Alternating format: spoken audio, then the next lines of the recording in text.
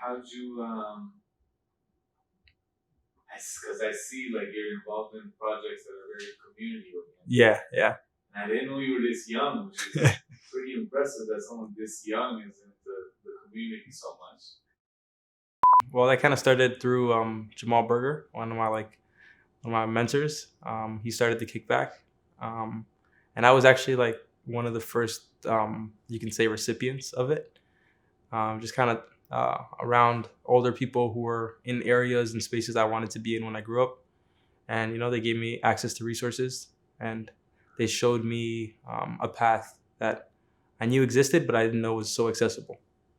There's a space where people can be together without necessarily having much in common aside from being a part of that community, and nurturing that environment and that safe space. I feel like you let people step out of the box that we're all put in, and you kind of get to see people um, becoming different, but actually becoming themselves, in that sense that you just create a space where people can be free to be whoever they choose to be, and not just like the stereotypical person from, the hood, either the entertainer, the rapper, the basketball player. So that was a space I thought was really interesting. And I thought if you put enough into it, a lot of good could come from it. Being like just having that empathy and caring for people, I think that's absolutely has to do with your upbringing. And I'm very fortunate that I was raised pretty much by my sisters and my mom. So I have that like nurturing side to me, which is I think refreshing in a group setting of all males. I see results and I try to figure out what went into making that. And at some point, I don't know when it happened. I feel like as a society, we stopped caring about the process and strictly became all about results, results, results. And how you got there, no one really cares. And I personally hate that, because I feel like we're always chasing results. It's a never ending cycle. But in that process, you build character, you build, a bunch of things, resiliency, all that, and I think that's where like, the beauty happens, the magic. But we don't ever get to see it because everyone is on this weird thing where it's like we all try to hide the hard work and make it look super easy, which doesn't make sense at all. Like, why would you want to do that when you want everyone to celebrate how hard you work to get to the results with you? Once the outside glory kind of dissipates and you're left with your everyday routine, that's like the mentally challenging part. It's like it's not new anymore. There's no one there to cheer you on, because at this point, this is your new normal. So you're just left with your day to day, and it's not like this cool event that's happening, an NBA game or something. It's like just day to day grunt work, and just getting yourself mentally to tap into, this is the process, this is what I want to do. That's like the challenging part, because you're looking forward to the day where you can put it to use, the result day, the game day. You practice, you're like, I don't want to be here, but the game is coming up, so it'll be worth it. So just being conscious of, I'm trying to be present and enjoy what I'm doing right now and make the most of it. That's been the hardest part for me. I try to find, it's not always easy, but I try to find stories of the not so glamorous side of certain struggles, and it kind of helps you put things into perspective, that like you may be struggling with this certain thing today, but there's always a struggle, like and you just kind of have to, whatever journey you embark on, you have to just choose a journey, or you have to choose something that's worth the struggle. So like just try to find stories of, when I hear players talk about LeBron or Kobe, say like, oh, I think I wanted to work out, my body hurts, all that it puts things into perspective, because you're like, oh, okay, it's normal to feel tired. It's normal not to want to work hard today, but you have to do it anyways. And that's like what I try to use to keep going and push through the rough days. It's not that I don't like following rules, it's that I don't like being put in a box. So I feel like um, school is the first place where they really try to put you in a box, and even to the way you study and the way tests are marked, it's not really based off understanding. It's based on how well you can, how it's like retention, like how well you can memorize what they're telling you and tell it back to them, rather than how well you could understand information. Because I've always been good at understanding information, but sometimes my brain will get me to an answer in a different way, and it's frustrating not to be awarded for getting the right answer because you didn't show them the way they want you to do it. So I've always had a bad relationship with school because of that.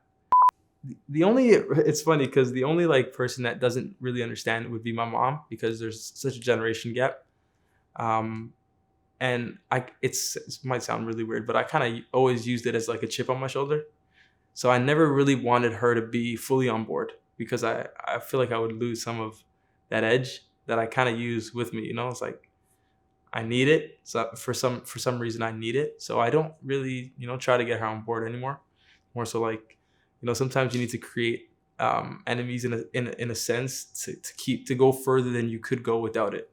So I try to find enemies, and in photography I'm like, oh yeah, my family doesn't even think I can do this, and maybe I exaggerate it just to go places that I need to go. But yeah, I definitely do that. In the future, I definitely want to be an NBA coach. I don't want to put a title, like an official title or a cap on it. I love coaching, and I love basketball. So it only makes sense in the future that, for me, at least now at this point, that in the future I would like to be an NBA coach.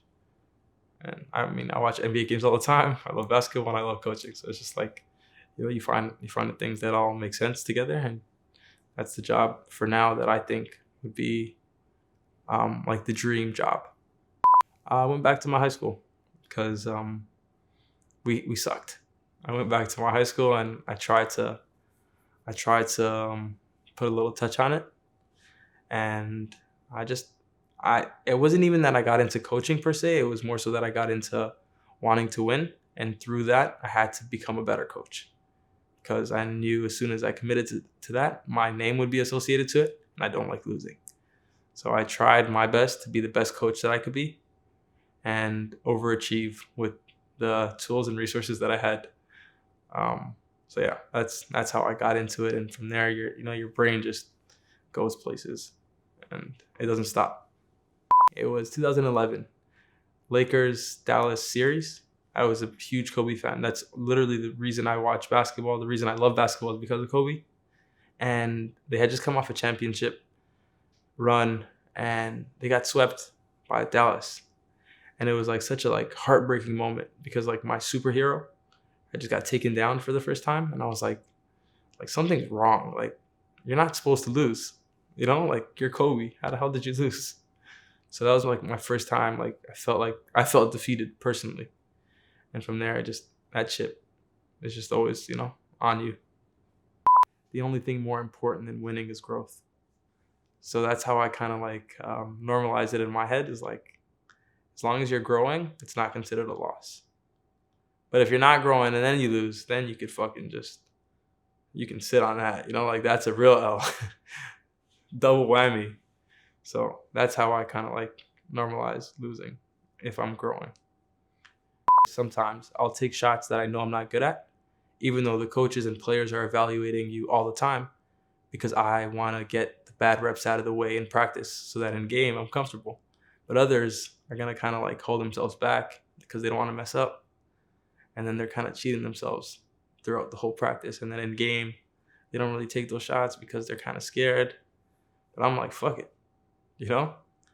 I really, I'm not going to pretend like I always had this mentality. It was kind of Giannis in the finals, airballing all those free throws, and he's still going. He's still going in there, airballing, missing. I'm like, damn, like I wish I could think like that. That like, I don't give a fuck if I miss. I'll make the next one. And then in the game where he wins the championship, goes 17 for 19. And then that was like the ultimate epitome of process.